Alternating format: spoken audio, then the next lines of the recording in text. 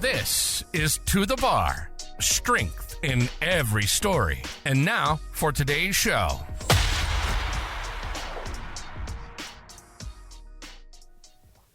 Welcome to The Bar, your podcast for all things weightlifting.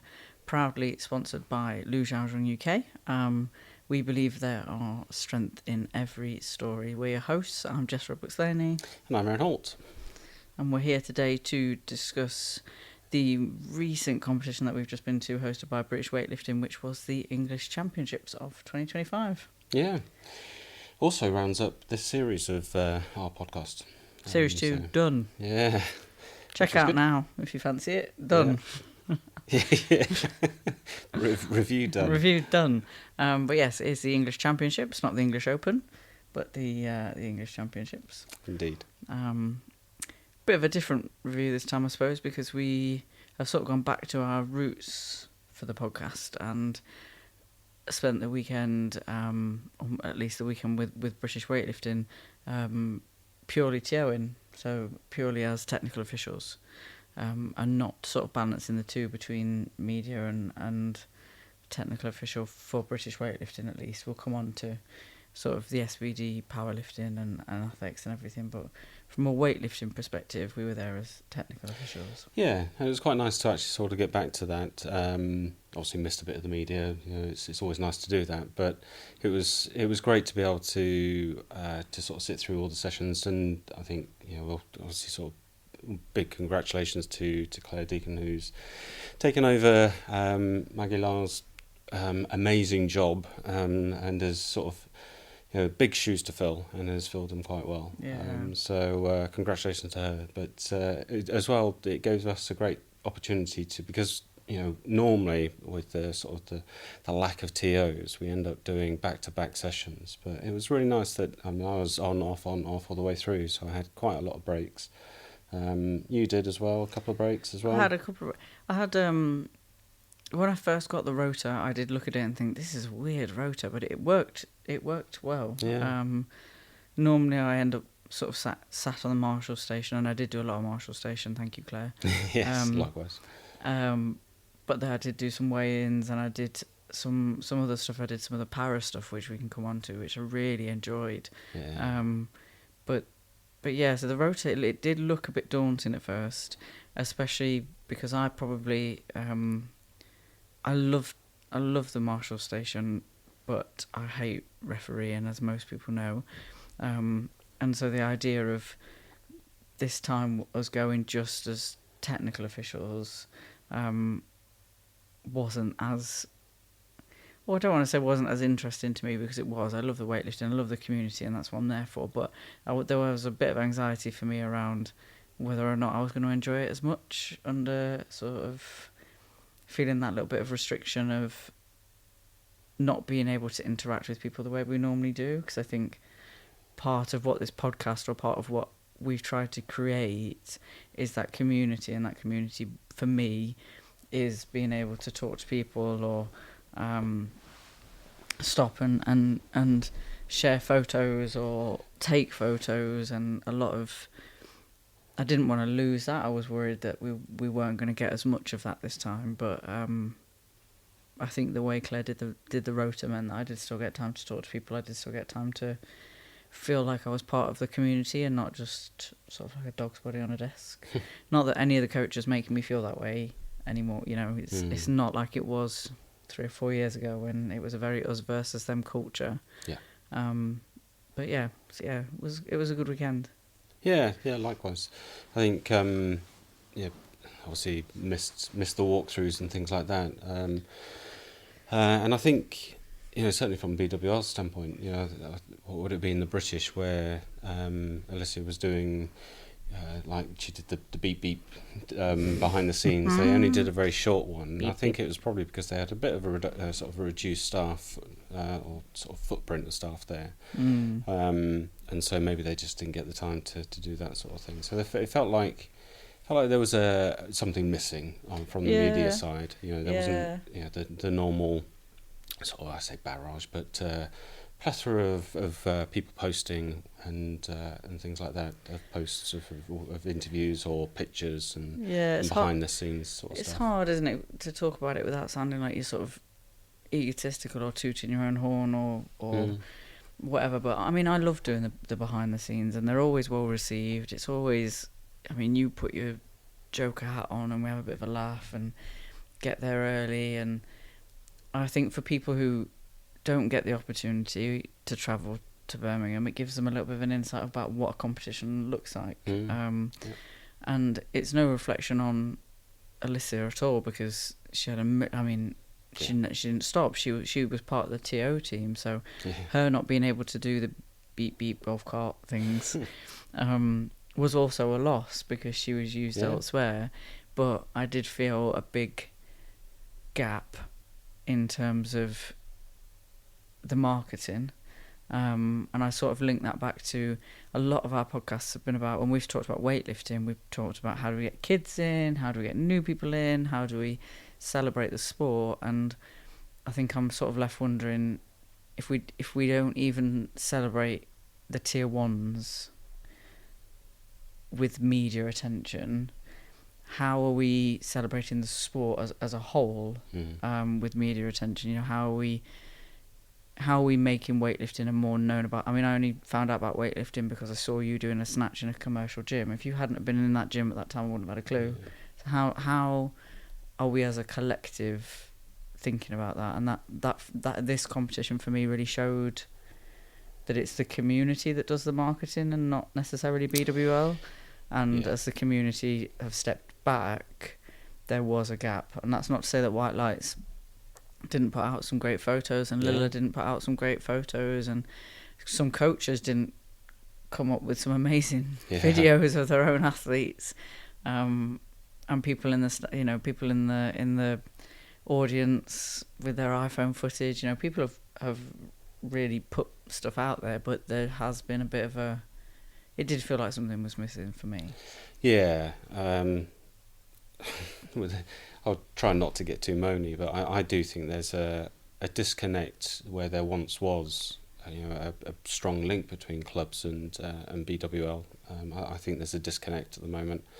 I think you only have to look at the Club Cup and how that was championed by BWL, and then, for want of a better word, dropped.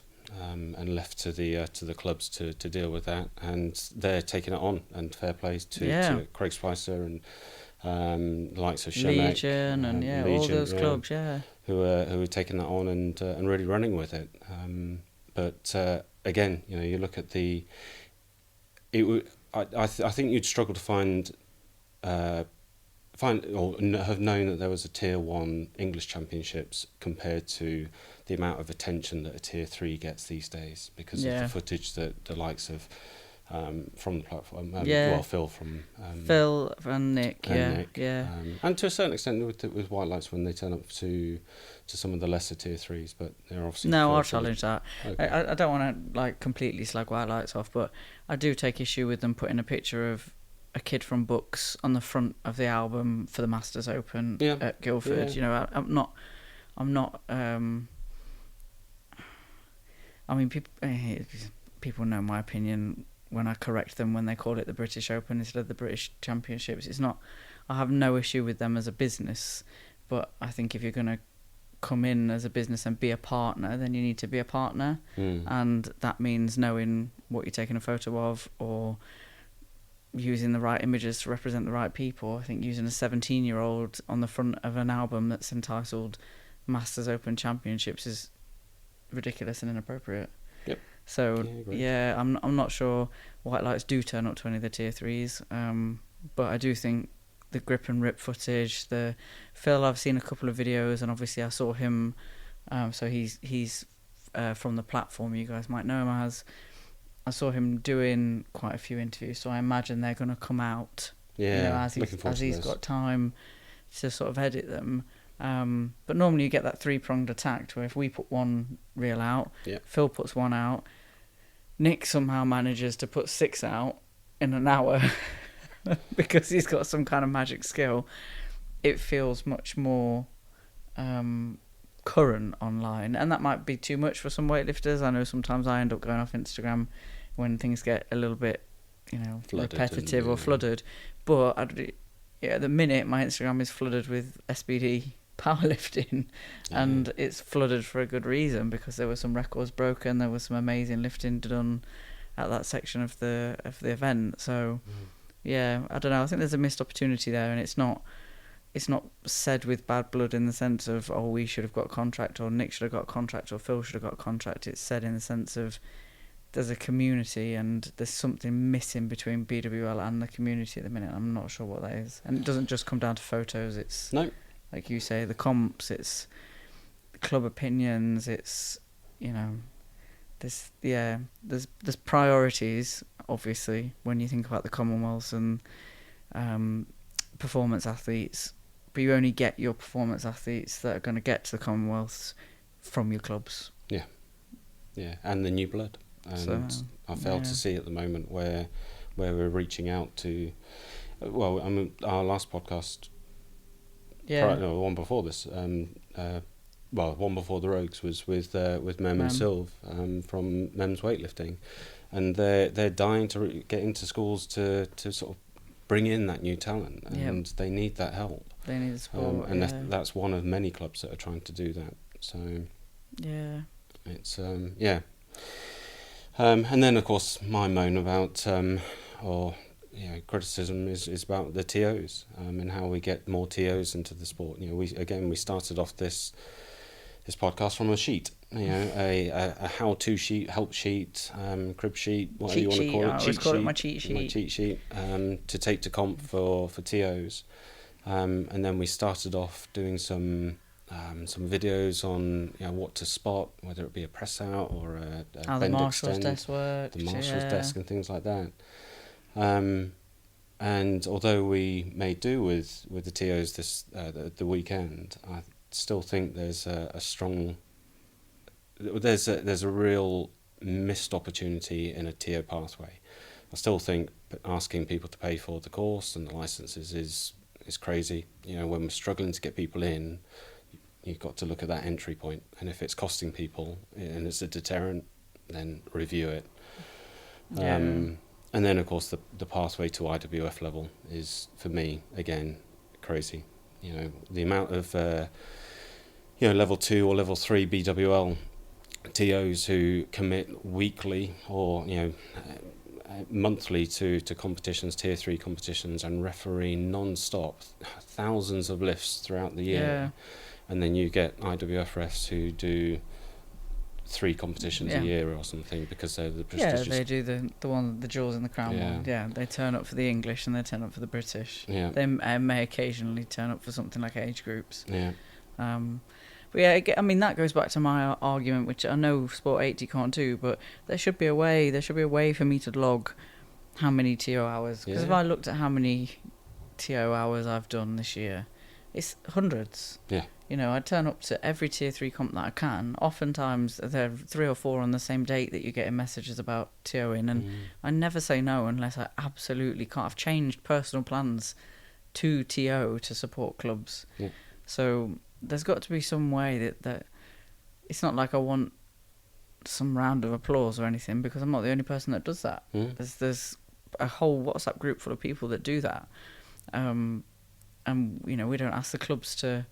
It's not that we're saying it because we want the club's recognition either. It's some kind of acknowledgement that actually I might be BWL level 3, but I've probably TO'd more than some of the IWF refs have done in the last couple of years. And the arguments, I mean, the coaches and the athletes are way too preoccupied with what they're doing to really know what's going on behind the scenes. But sometimes some of the debates you get into around the rules and the applications of the rules, I still am not quite sure how at a tier 1 level we're debating certain rules and how they are or aren't applied.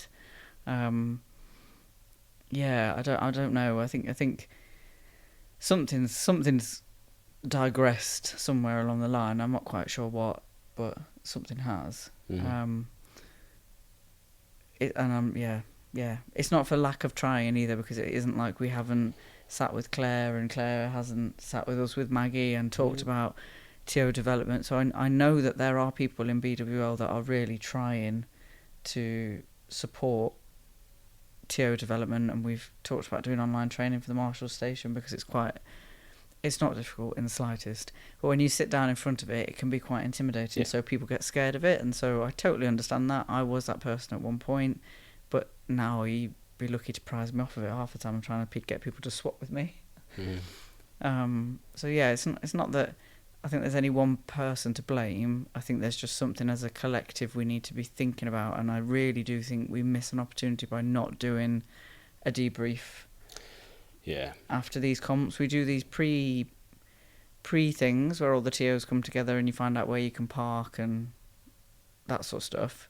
But I really think a debrief would be helpful. Because there's things I would say in a debrief that I wouldn't say on the podcast, because it would be quite clear who I would be talking about, or instances that I would be talking about, and that's not fair to however many people listen to this, for that one person to know that I'm talking about them. But I would say it in a small group space where it's safe, and it's not criticism, it's just a reflection of this was my understanding of the rule and this is how it was applied, and can we query that?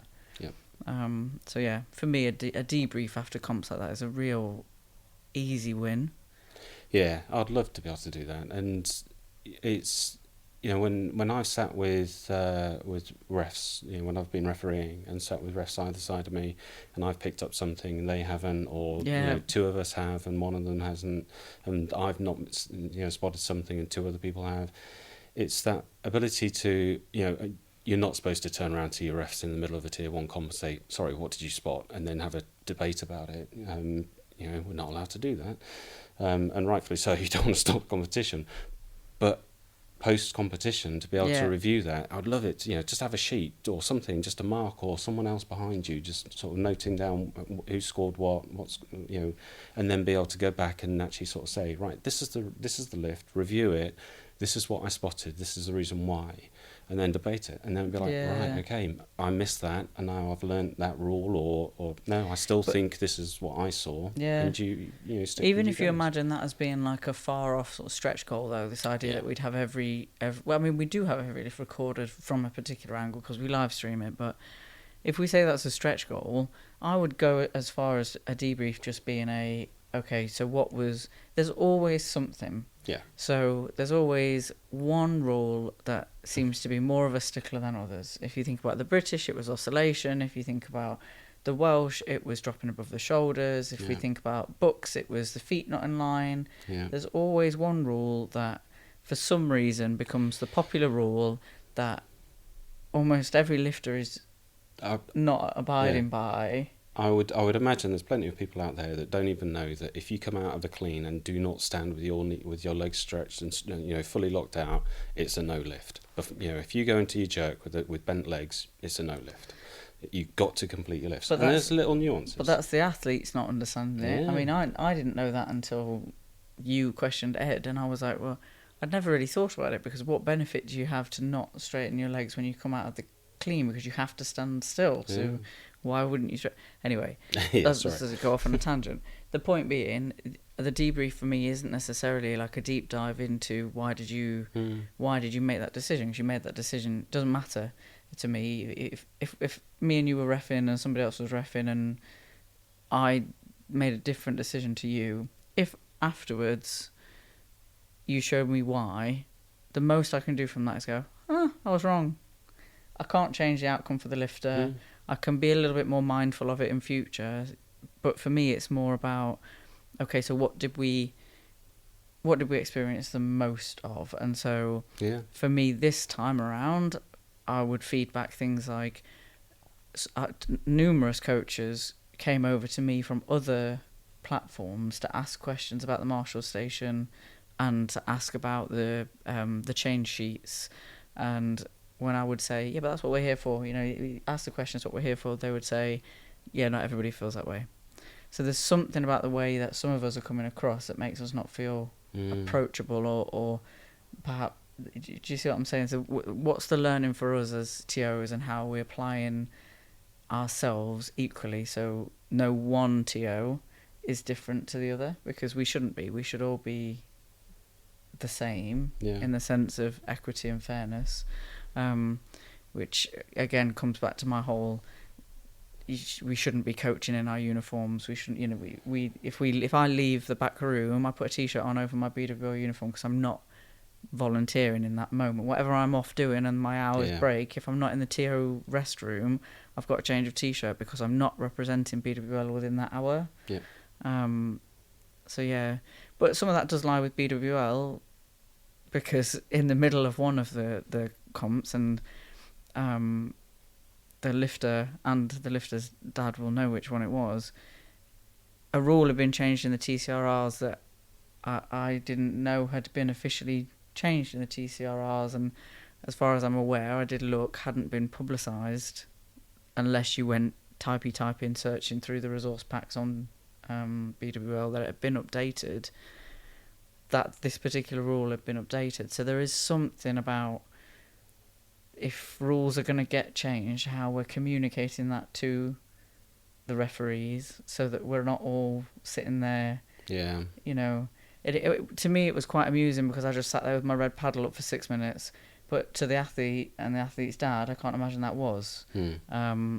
And I think they understand, because I spoke to them afterwards, that my red paddle was actually to BWL to say, this is ridiculous. You can't, you know, it impacts the other athletes, and you haven't told us that this is a change prior to me sitting in this chair. And there's a certain onus on me in terms of rereading the TCRRs before each competition, perhaps. But it's a laborious document, and if you're going to update it, much like any other standard operation policy, usually you highlight it. You send out the updates, you know, what's changed and what's, you know. So other than all of that moaning... Anyway, yes, back to the lifting. Yeah, can you tell there's a little bit of disenchantment at the moment? I'm sorry, guys. The athletes and coaches, I love. And I'm really, really glad we got a lot of time. Got to see lots of coaches and athletes that I haven't had time with for a while, because obviously they live up north, or we only really see each other when we come together for big comps, and we didn't do the age groups, and so we'd missed some of them. That side of it, the community side of it, it was an amazing weekend. I was really, really happy to be there and to see a lot of the lifters, and a lot of the things that I was really proud of was being able to say, when lifters came off and they were unhappy, I've said this to you, you're smiling, but lifters were coming off unhappy because they'd missed a lift, or they'd just made it but they weren't happy with their technique. And there was one that I was sort of saying, you know, the first time I met you was 2 years ago, and you threw 67 kilos at me as I was centre ref, and that was your last attempt at a clean and jerk, and that particular person had tried 117 that day. Like, 2 years. That's incredible to watch that journey.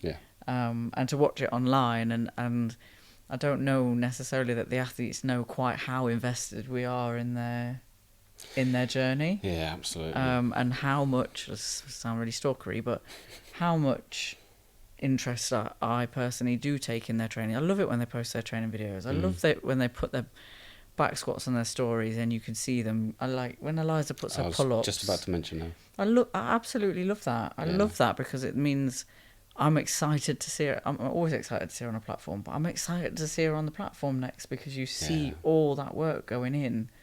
And it's so, aside from the complainy bits, which is actually more, it wasn't actually about this competition. I think it's just been brewing with BWL for a little while. The competition itself was really good, and I loved Claire's whiteboard with the break. Even if every single fucking coach still asks me, is it 10 or 5 minutes between snatch and clean and jerk? I can't believe this. Here is a whiteboard that says, also, the rule is very clear, 6 or less, and it's 10 minutes. Any more than that, and it's 5. Just learn it, guys, please. But there's a whiteboard. I liked Claire's little additions. So is it 5 minutes or 10 minutes? Fucking hell. The only time I think it's okay for them to ask me is when it starts out as a 7 and somebody bombs. Yeah. And then I can quite happily answer that it's still 5 minutes because we started out. I know it's not fair, but we started out with over the 6 and therefore it has to stay as the 5. But yeah, other than that, oh shit, doing myself. Just read the whiteboard.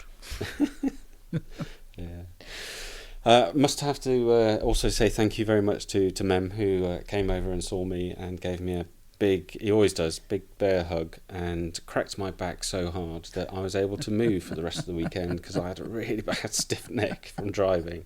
And I don't know what he does, but he should be a chiropractor as well as a coach. So thank you, Mem. But yeah, and I think it's funny because you asked me after the 110s how I think I was a bit saturated by that point, how it was. Pissed off to me. Yeah. But when I reflect, it was a couple of hours later, and I was like, that was really good actually. And the likes of we've seen Josh. We talk about people who we've seen develop over the years. Josh Hurton from North Tyneside, with Steve, of course, Sharp, the coach. They've developed this partnership, not only as lifter coach, but coach and coach, because Josh is coaching in the back room as well now, and it's great to see him doing that. But he's had an amazing year coming back, dropped a lot of weight as well, but kept the strength. He's increased the strength, which is great. Yeah, I think that's because he doesn't think of it as a comeback. No. I think that's one of the things. Oh, good mindset. Cat. Apologies for cat interruption. Oh, that's going to sound great. Yeah, because he didn't see it as a comeback. He saw it as an opportunity to train in other areas. Yeah. I think that mindset and the ability to still keep going into the gym every day. I mean, I was watching him sitting on a box pressing ridiculous amounts and thinking, well, he's not going to worry about his jerk, is he? You're right. It's, for me, the only thing that keeps me going back is the athletes. Yeah. It is the athletes and it's the coaches and it's the relationships we've got with the athletes and the coaches. Yeah. And the other TOs, Caroline Charles, when she came over and obviously, sadly, in between the podcasts that we've had, David Mannion passed away, and Aaron and I had been to his funeral with Mem and Sov, and Caroline had come over and sort of said that she was really happy to see us there, and how she was worried that the weightlifting community wouldn't turn out for him, and actually we did. There was a fair few. I say a fair for the size of the funeral. There was a fair few people for him there, and I think that shows to me that the community is more than just the bar, or it is more than just that one competition or that one battle, this one podcast where I'm going to moan. If you go back over all of the podcasts where I've done nothing but shout about the positive things, you're allowed a blip where you think, do you know what, this is not how I would do things. And even with that blip of this is not how I would do things, the community is still there for each other. Yeah, absolutely. Even when the coaches and the athletes are pissed off. I mean, I had a session that was an absolute nightmare. It right at the beginning, and it was again the Saturday. The Saturday again, it was no particular person's fault. We had just had tech issues, and it was it was worse because my group was small, and so what I was feeling was the pressure for the athletes. They've trained all year to qualify, to get into that group, and then to sit for 14 minutes in total before they could do a lift. For me, I was starting to feel sorry for them. I was starting to feel responsible. Yeah. Which shows, if I didn't care, if I was just there because I wanted to give red lights or because I wanted a power trip, I wouldn't really have cared about that sort of thing. And I don't think I saw anybody who didn't care when they were having technical issues, and it wasn't because they were stressed for themselves, it's because they were worried about the competitions flowing smoothly and the representation that had on BWL, or how it reflected on Claire's first comp, and I think that was really lovely, the way people came together. Yeah, Yeah, and I must say thank you very much to Richie, Richie Dan, who he got caught up in that tech issue and was timed out, and I still haunts me that because on he should have been given that lift back. Yeah, my clock hadn't started, and I was telling him, no, you're all right. And then the buzzer went. I was like, what the fuck's just happened? He should have been given that back. But I feel the same about Libby. Yeah. So in my group, Libby, she sat down 2 minutes before her lift was due, and then for 12.5 minutes we couldn't get anything working. Yeah. And I was getting really worked up and saying, it's 3 lifters. I can do this on paper. Let's do it on paper. And she went out. And she did miss, and in my head I was thinking the rules do say that it's down to the governing body to decide if you give that additional lift, if there's an error on the part of the field of play, like the competition. Obviously that's not what happened, but again, I'll give all of the coaches there. So we had Stu Cruikshanks, his daughter was caught up in that. We had Debbie Gamble. Keith Morgan came over, and they were all so lovely about it, in the sense of saying, it's not your fault, and they could see that the reason I was getting not agitated, but a little bit like we can do this without the computer. There's 3, was because I cared, and it made me feel better in a selfish way that they could see that it was because I cared, because that meant that the reason we'd started this podcast has worked. Yeah. Because when we started the podcast, we started it because I TO'd one competition and said I'd never do it again because the coaches were awful. Not those coaches, but the coaches at that competition at that time were horrible to me.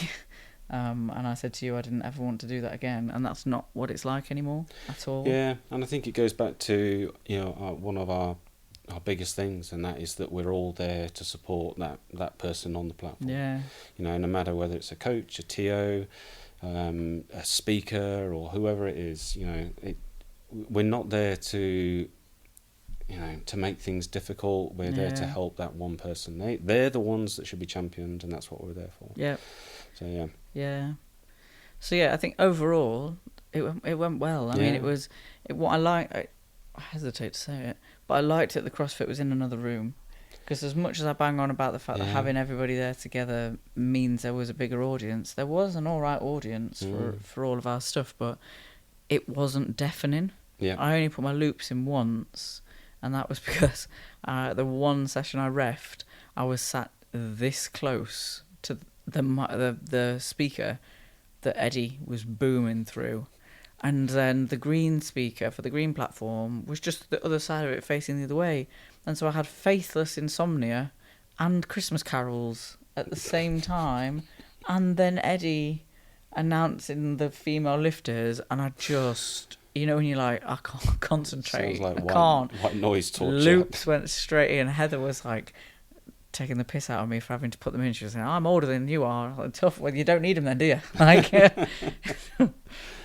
kept going to who are they? The media company that do all of that. Whoever they are. Know that because they're really good. They are really good. They're great. I had a really good laugh with the guy behind it. I kept saying to him, will you turn this fucking thing down? And he was like, I'm going to turn it off when we're finished. Tempt you. But it was just a nice, it was a nice banter.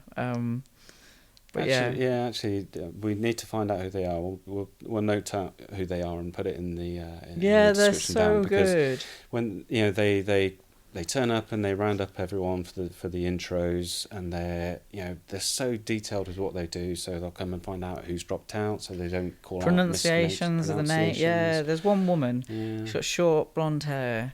She's there every time, really short blonde hair, and I say to her every time, "It's lovely to see you again." And she comes to me and checks the pronunciation of every name, and I really appreciate that, because it shows like a level detail, above of wanting to make sure you get things right. Yeah. So they're fantastic, and they're funny. I just find them funny with their little headsets, and I think they're great. Yeah. But so I did mainly marshalling, one session of reffing, the weigh-ins, and then before we go on to when we did sneak away with the camera, I got to do the para stuff for the first time, which was You were quite nervous about that. I messaged Claire ahead of time and was like, "Are you on crack?" No, I messaged her and said, "You might have made a mistake here because I ain't never done anything like that." She just said, "What? I don't know what a kit check is. Like, you've got me down for kit check. What am I checking? That they've got a bench? Like, what? Yeah. What?" And Plates. she's. I didn't even think that. I was literally so overwhelmed with the idea that I was on it for the marshal. I was like, all I know about the powerlifting is that they go in a round robin and they have longer time. That can't be on owls. So what am I doing? Yeah. And I had a bit of a meltdown. A bit like the first time I was ever going to do. The first ever reffing, and I don't think you meant to, but you checked the rotor and messaged me and said, "You're on timekeeper, that's the hardest job." And then you went out to the theatre or somewhere and just left me, and I nearly didn't go because I was like, I can't. I didn't know what timekeeper was. I didn't understand the whole 2 minutes, 1 minute thing.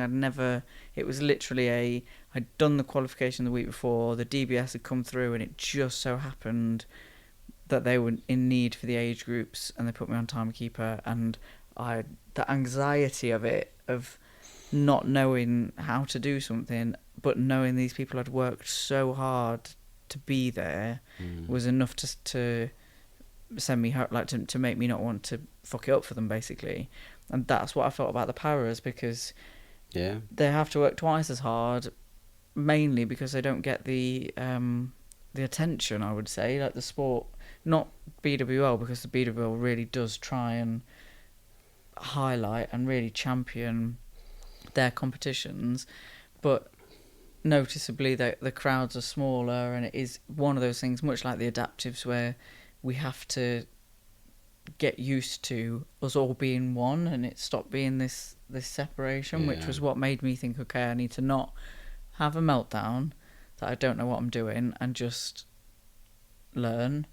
And so the kit check, I went to Louise Sugden because I knew her from Instagram, and I knew that she might know what I was supposed to be doing. But also Tara. So I went to 3 different people and I asked them all the same question. So Claire showed me, Tara showed me, and Louise Sugden showed me, because I thought then I can just pool the knowledge. And it's essentially exactly as it sounds. It's a kit check, but it's not a kit check as in like the bench and plates. It's their own kit. So is their weightlifting suit, or the suit that they're using on the bench, does it meet regulation standards? Do they have any plasters or anything on their arms, hands or elbows they're not allowed them? Are they wearing wrist wraps? If they are wearing wrist wraps, are they the right length? Do they need any adaptations to music and lights? Do they have their own coach as a spotter? And so from my understanding, the spotter is the person who says up. So once it's rested on their chest, the difference between the ones who used the coach as the spotter in inverted commas, as in he wasn't actually there to catch the bar, he was the one that said, right now, press. Yeah, well, that was the only way I could distinguish it, because you had Paul Garvey who said start, and on sometimes he would say up, but sometimes he wouldn't. And for the para GB, so like the Olympians, the coach, I forget his name, but the coach who goes with them, he was the one that was giving the up. Right. So anyway, that's what I ticked for. And then it said special circumstances at the end, and I just put their bench height, because obviously each one doorbell, each one has a different bench height. So I just noted the bench height there for them. And then they only have an hour. I mean, it must work out the same between the weigh-in and the kit check. Yeah, and it just felt different because I went round. There's more to check. You don't just like lob somebody on some scales and then note down their openers. There's more. There was at least sort of 10 or 12 things that I was checking off. But they were all so lovely. I mean, when I look at the people that I did the kit check for, and then I compare that to the list of people that went to the Olympics, and I'm like, oh God. I went round all these people and said, Excuse me. I've never done this before. Just tell me if I fuck something up, like if I miss something, if there's something that I do that you would not expect me to do, if there's something I don't do that you would expect me to do. You know, I tried to be honest because I think that's a better... It's a better way of being, really. But yeah, and then you sat with me for a little bit of the marshalling of it, which was so simple. I'm not even going to pretend like once I'd sat in front of it I was bothered, because I wasn't. It was super easy. But the benching was incredible. I was going to say, it's more amazing just to actually sort of sit there and be able to watch that. Really. Yeah, because I'm always cracking my neck to watch it from the marshal station when they're warming up. Yeah. So to actually be able to just sit and watch them bench was a madness. Yeah, it really was. It wasn't but a few days before that we'd been in the gym doing some bench, which I hate it, and so we never very rarely do. Well, you'd done 2 reps at 80 and I'd done 2 reps at 65, and my chest still hurt on that day. And that honestly was what I was sat looking at them and thinking, my tit hurts. And that's probably, they didn't even warm up on the weight that I did 2 reps at. Yeah, they're incredible, aren't they? Yeah, absolutely. And I think amazing. I find it really difficult because when we've spoken to Abby or anybody from Woodaptive or an adaptive athlete, Abby gave this great quote where she'd said something like, "We're not more or less impressive," and I completely agree, and also find it very difficult because when I was watching the para athletes bench, I was thinking, this is incredibly impressive. And it wasn't because they were short stature. It wasn't because they were in a wheelchair. It wasn't because they were deaf. It was because I was thinking, I leg drive. I have to set up in a particular way. I use all of these other muscle groups to support my bench. If you took all of those away from me, my bench would probably be the bar. So it was less, and it's kind of like it goes back to the adaptive when we tried to do the seated snatch when we snatched on the box to emulate being in a wheelchair. It didn't emulate being in a wheelchair because I've got control of my core. Yeah, still managed to utilise those muscle groups that they couldn't. I've took my leg drive away, but I haven't taken away my stabilisation, and so it's less like, oh, you're not able-bodied and therefore you're impressive because you're in sport, and more so impressive that I feel like I couldn't do that with that select group of muscles that they're using. If I was only using my pecs and my front delts on a bench, would I be benching 107 weighing less than 60 kilos? No. Would I even be doing the 15 bar? I don't think so. So it's a bit of a challenge for me to try and figure out the best way to express that without having 10 minutes to explain what I mean by it's so impressive. Because it's not impressive in the sense of I'm saying, oh, it's para, therefore it's impressive. It's just an impressive lift. I feel exactly the same. It's I really don't watch the the power or the adaptive part to it of being impressive. It's the strength. They are incredibly strong. Whether they're in a wheelchair or not, it's just insane. But so that was good fun. That was a nice. It was a nice change. And I managed to get a couple of pictures and some videos as well, which I managed to sort of sneak out quickly as well. Which was nice. As a member of the audience on your phone? Yes, the phone. It wasn't a camera. No, but where we did take the camera was over to SBD's Classic British Open. There was a very long titled name. Which I purposefully get wrong occasionally because I'm not a media partner. But still, they were impressive as well. Don't penalise the sport and the athletes. And to be fair, as much as I've never really seen the appeal of powerlifting, I do now. It was it was so impressive. Yeah. And again, so it's go back to the powerlifting. Just what they were lifting, bench and squat and deadlifting. Yeah. It's just out of this world. It really is. We refed one of the women who was in the power group, was in the powerlifting, Rebecca Coggles. We refed her at London Weightlifting. She entered the weightlifting comp there, and I remember saying to you that I was actually it was quite remarkable, her mobility, considering she was a powerlifter, because she did get into a full snatch position, which for a powerlifter is quite. You would think it's no mean feat. Shoulders, yeah. So it was really, we saw her and we went over and said hello and stuff, and then we actually did see her do her bench and stuff. And she'd done a post after the London competition where a lot of people, because I think her husband's a national coach as far as I can tell, a lot of people had questioned what's the difference between weightlifting and powerlifting, and she'd done this really great quote where she'd said, to me they're the wrong way round. Because weightlifting requires a lot of power, whereas powerlifting requires you lifting a lot of weight.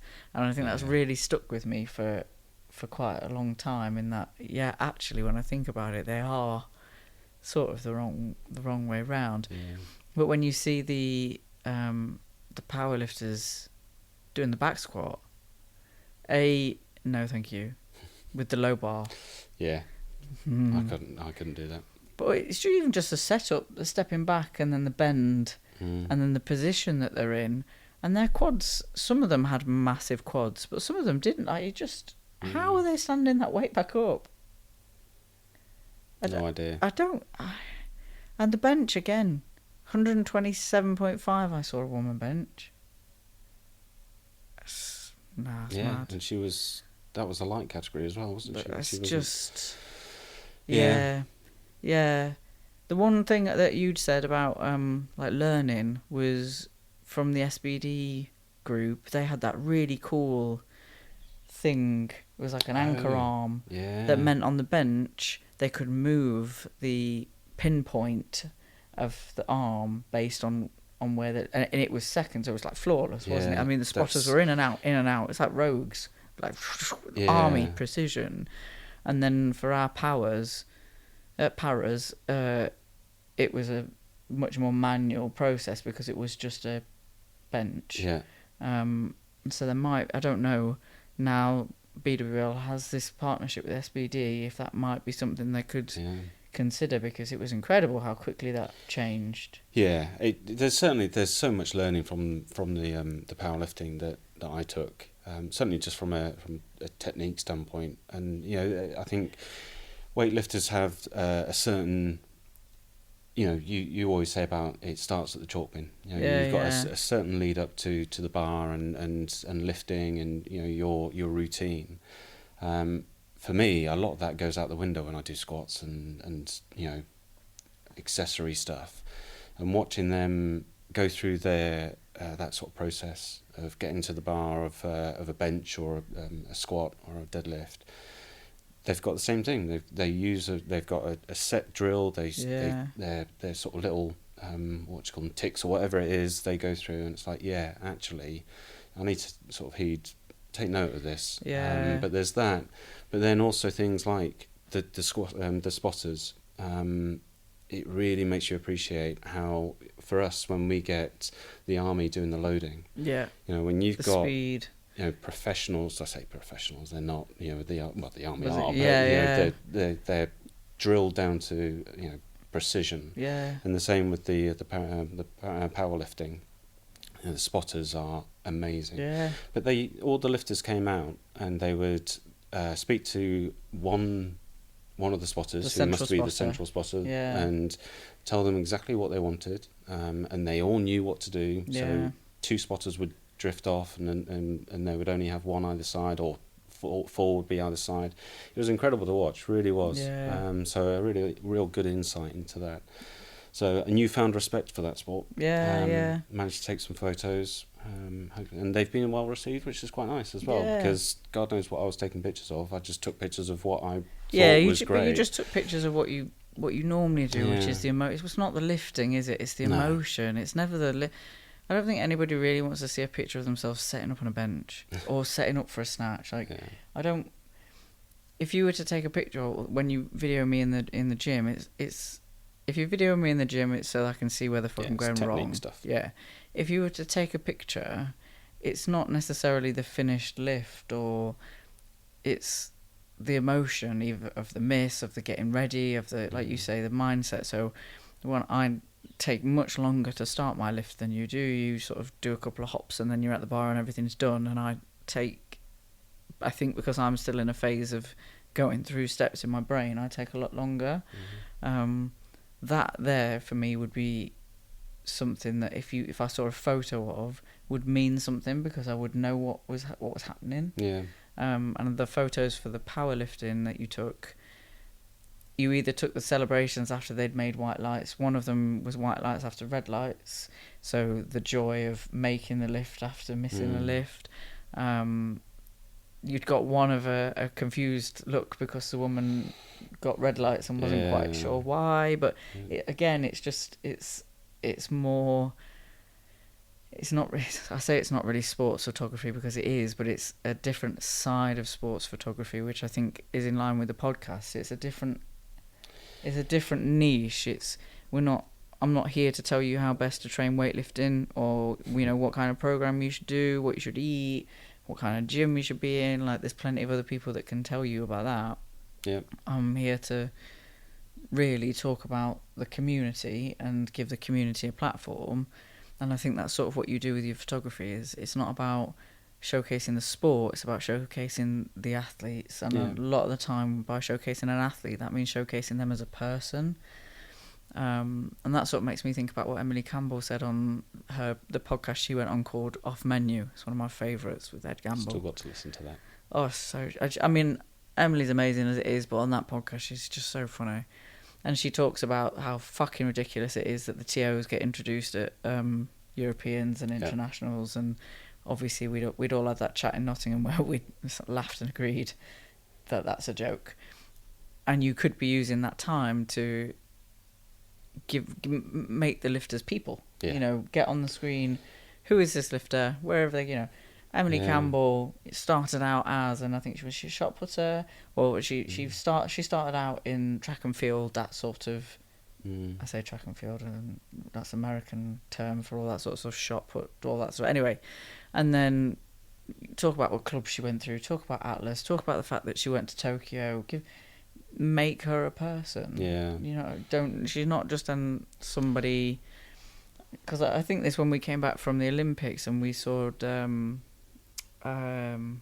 Li Wenwen, and I followed her on Instagram, and she had 200 and something followers, and it was a request follow that she accepted, and on her Instagram she's got loads of pictures of her doing her other hobbies, and I'm going to be really disrespectful to the culture because I don't know the name of the hobby, but it's where they essentially dress in a traditional Chinese dress and with one of those umbrellas that's made of like wheat, what you would weave a basket with, and model. Essentially, they go out in their lakes or under big Chinese structures, and they model as traditional Chinese. I'll find it. I'll find it. I'll find what it is that she does, and I'll link it in the caption because I'm not doing it any justice whatsoever. But you would see her on that platform, and you see a gold medal Olympian lifting her coach up, celebrating. It was an amazing moment, but there's so much more to her than that moment. And so there's opportunity, there's like wasted opportunity in spaces like that to fill with who are these people that are on the platform. I sort of feel I'd love to see that gotten rid of, even just the our national comps. You don't need to introduce the refs, Matt, if you're listening. Just ditch it. It's a waste of time. I got when we were marshalling, and the marshal on the, for this comp is they don't even know what a marshal the is. crowd want to know. The crowd don't even know what a marshal is. Do athlete bios or something. Yeah, I've never seen a TO in a ref chair comfortably raise their hand because none of us want it. And that, to be quite fair, the crowd don't want to be forced to clap for us. No. Because half of the time they hate us because at some point they've seen us give one of their lifters a red light, and whether it was deserved or not, they're entitled to their opinion about referees. Yeah, I don't know. Ed does it and the speakers do it because they're told to do it, but fuck that. Yeah. Get it on the screen. Get rid of the little stick figure. The stick figures are great, but we don't need to see them 14 times a minute. A stick figure, and then give me a quick 10 seconds of who are all, your athletes. Your athletes in this next group are boom, Tammy Wong. Give me a picture of her and some bios. Yeah, a little bit of stats. Here's a top lift.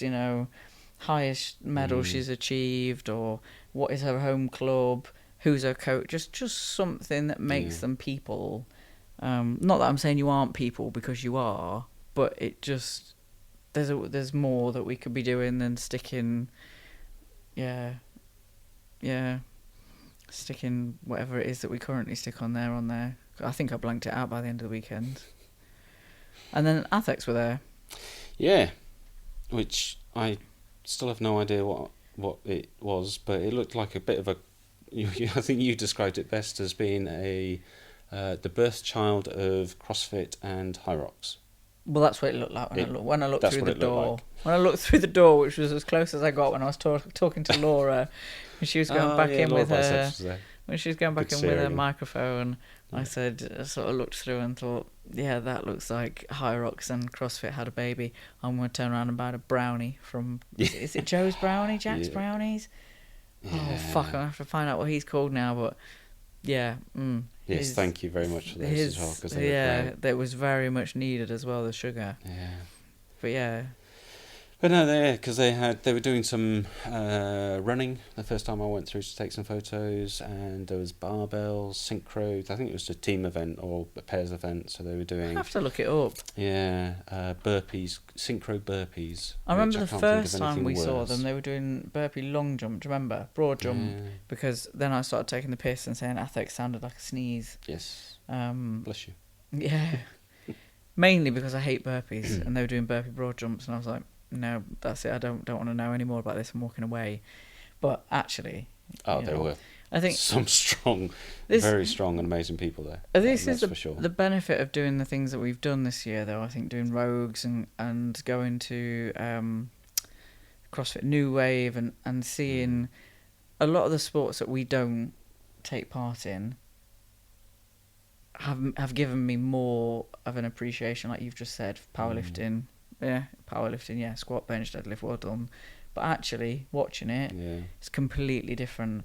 I've always loved strongman, but seeing it in person, it's completely different. And I've seen it in person, as in bought a ticket and sat in a crowd, but seeing it in person like we did at Rogues, meeting the athletes, seeing the athletes eat the entire menu, gives you a different perspective, much like having seen Rebecca Coggles compete in London weightlifting, speaking to her before she went out, we spoke to her when she came off after the bench.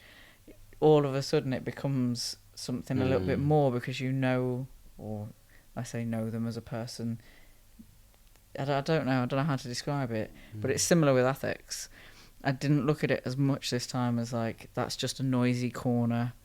Yeah. It was much more like, I couldn't do that, but props to all the people in there that do. Yeah, a bit more appreciative of everyone's got takes a long time throughout the year to get to that competition, whatever it is, whether it's an English Open, British Open, or whatever it is, championships. So fair play to them. And the only other thing that was there that I think we took too much photos of. I tried my new 360, the Insta 360 body cam for the rowing, mainly because it was I don't really know how to use a C2, I'll be honest. The rower, I can't row, But what I loved and could have watched all day, and if you got one in a commercial gym, I would learn to fucking row, was that screen where they were racing. Yeah. And each machine was linked to the. It was like being at the arcade. And I said to you, when you roll the balls to make your donkey go faster, and it's whoever's donkey gets to the end, and you have to quickly roll the ball, and you know, the more you get it in the 4, the further the donkey goes. The rowing machine was linked to the screen, and the faster you rowed, the more your little boat moved. So, I mean, they were facing away from it, which annoyed me, because I would need to be looking at it. Yeah, I didn't quite understand the concept of that. No, Surely me either. Oh, I need to see it. I need to see it, because if someone like doing 100 meters backwards. Yeah, if somebody 3 rowers down from me is this far ahead of me, I'm fucking giving it all I can get. If I don't know where I am, I'm already going to feel like I'm giving it 110. If I can see that there's somebody just pipping me, my body will find the adrenaline to give it 115.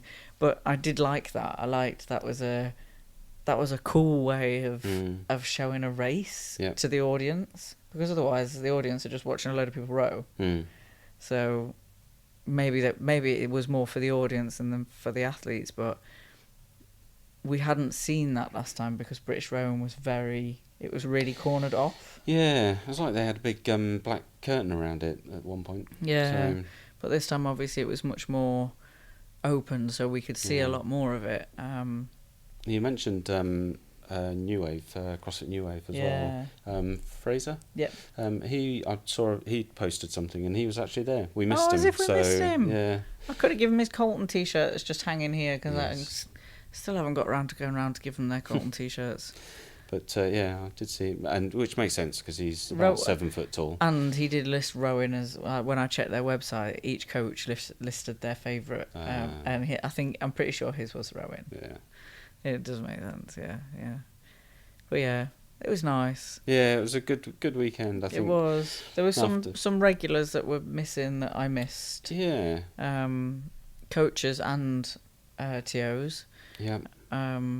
We missed Shemek, of course. Yeah. Holly was rightfully concentrating on the competition, Lifting. so we didn't get to see her TO. Do you know what? I'm glad she did that, though. Yeah. Yeah. I don't know how Holly. I haven't spoken to her. I don't know how Holly feels about that. But I think sometimes we get caught up in what we do is in how much we give back, and Holly gives back a lot. Yeah. And so actually, when she's got the opportunity to focus on her, I think she should. And if she's on a Sunday, I don't think she should ref, because she should put herself first. She puts everybody else first a lot of the time. So Holly. Quite rightfully wasn't on the roto. Doesn't mean I didn't miss seeing her around, but I understood why she wasn't there. But there were a couple of coaches I didn't see that I would normally see, but I think it's just winter, isn't it? And the English is always a bit quieter than the British. Yeah. But overall, it was a good weekend. Yes. Really enjoyed it. Absolutely. I'm trying to think what's next. What's next is Europa. Yes, next weekend.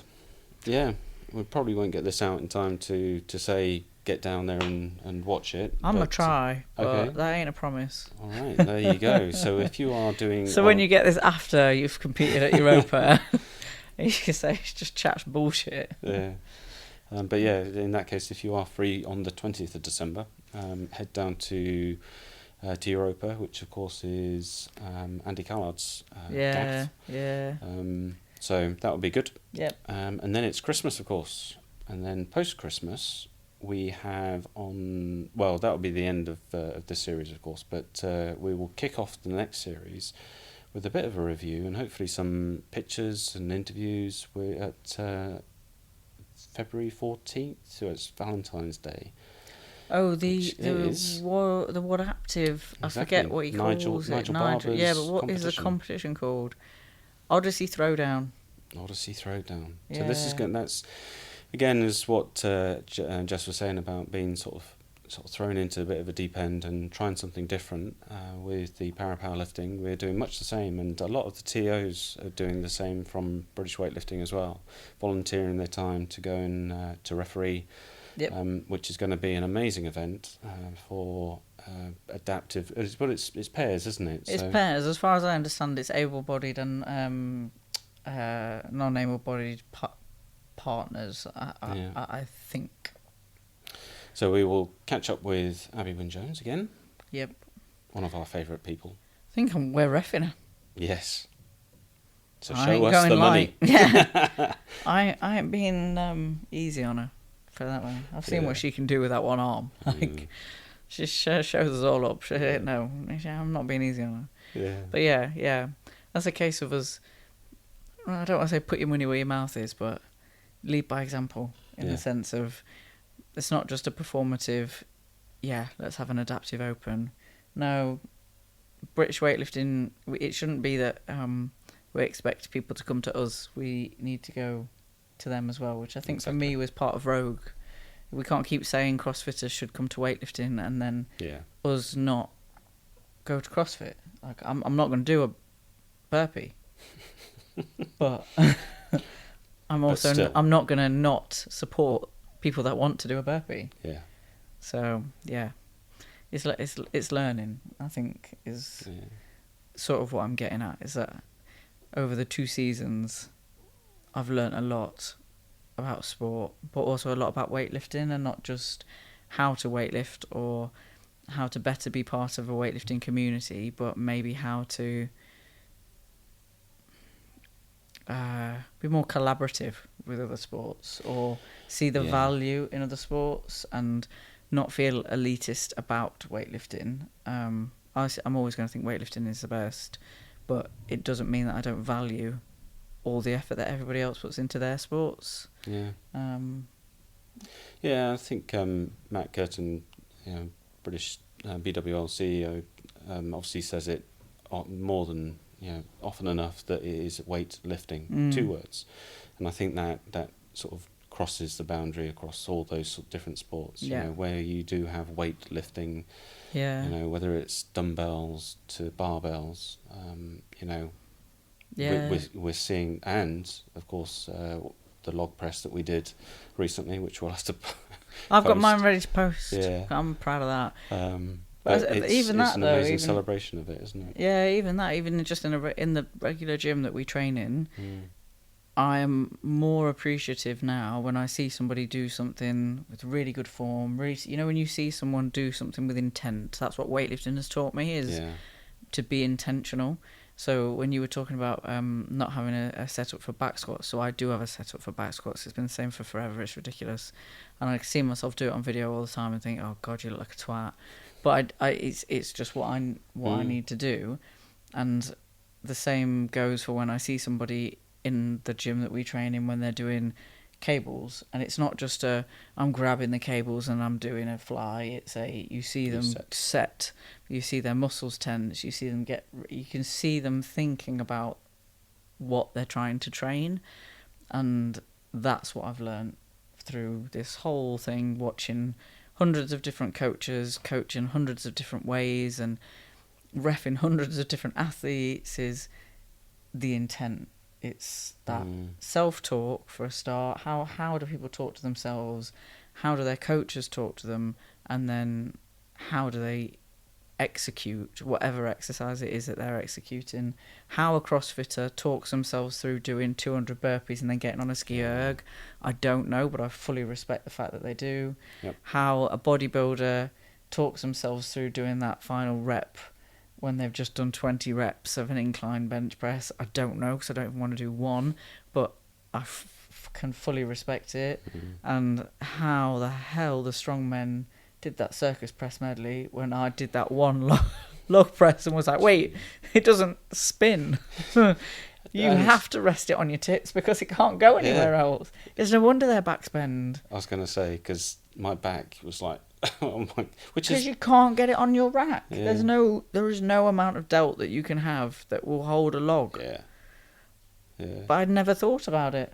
And so how they talk themselves through doing that, how they're coached into doing that, and how they do it is beyond me. But it's not something I think I had this much respect for 2 years ago. It's not that I didn't respect it, but it's just the more I see other people really give themselves to the sport that they love, the more I respect that sport and those athletes. So yeah. Good weekend. Yep. And that's it. That's a wrap, basically. That's it, yeah. Season 2 done. Yeah. Season 3 will start when it starts. We don't have a schedule yet for BWL next year. And I'm hoping we're going to branch off and do a couple of extra bits here and there with other events, similar to Rogue, but not necessarily Rogue, just to get a bit more experience. But yeah, no doubt you'll see us at MEMS, or I was going to say London, but London is MEMS now, so yes, you'll see us at MEMS. Yeah, just a very quick congratulations to Mem and Sil for their new place, which will be opening soon. Congratulations to Mikey and Mini Mikey / Nino that's Lucy's going to give birth to. Yeah. Mikey Nino combo. So, yeah. Bless him, starting his little weightlifting family. But yeah, that's a wrap. So yeah, we'll see you all in the new year. Thank you very much. Take care. Cheers. Done. You've been listening to the Bar, strength in every story. Thanks so much for listening. We're so happy to have you as a member of our community. We have a passion for weightlifting, but we also have an insatiable curiosity about everyone's story. We hope you've enjoyed the show. If you did, make sure to like, rate, and review. And we'll be back soon. But in the meantime, find us on Instagram at _2_the_bar. And be sure to hit the website at 2-thebar.com. See you next time on To The Bar. And remember, there's strength in every story.